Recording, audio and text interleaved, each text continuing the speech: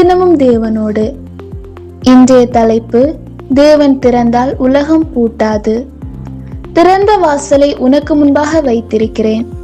வெளிப்படுத்தல் 3ஆம் அதிகாரம் 8ஆம் வசனம். நம் குறைவுகளை கடந்து நிற்கும் ஆண்டவர். வாழ்க்கையில் தங்கள் நிறைவுகளை குறித்து பேசாமல் தங்கள் குறைவுகளை பற்றியே பேசிக் கொண்டிருப்பவர்கள் அநேகர். எனக்கு போதுமான பணம் இல்லை, என்னை ஆதரிப்பார் யாரும் இல்லை, எனக்கு திறமை இல்லை என்பதாக நம் பலவீனங்களையே குறித்து நாம் பட்டியலிட்டு கொண்டிருக்கிறோம்.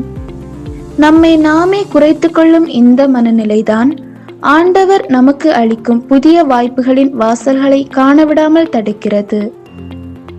ஆனால் தேவனோ ஒரு உண்மையை சொல்கிறார். உங்களிடம் குறைவான பலன் இருந்தாலும் பரவாயில்லை, அந்த சிறு பலத்தை நீங்கள் எப்படி பயன்படுத்துகிறீர்கள் என்று இயேசு அறிவார்.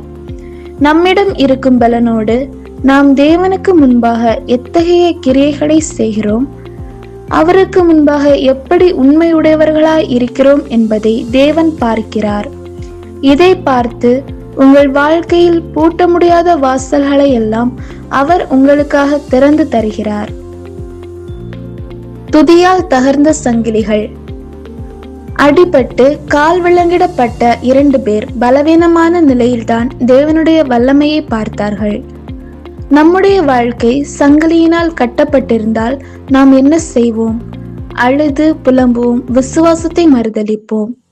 நாம் அனைவரும் பலவீனமான சூழ்நிலைகளில் இப்படித்தான் மனித ரீதியாக நடந்து கொள்வோம்.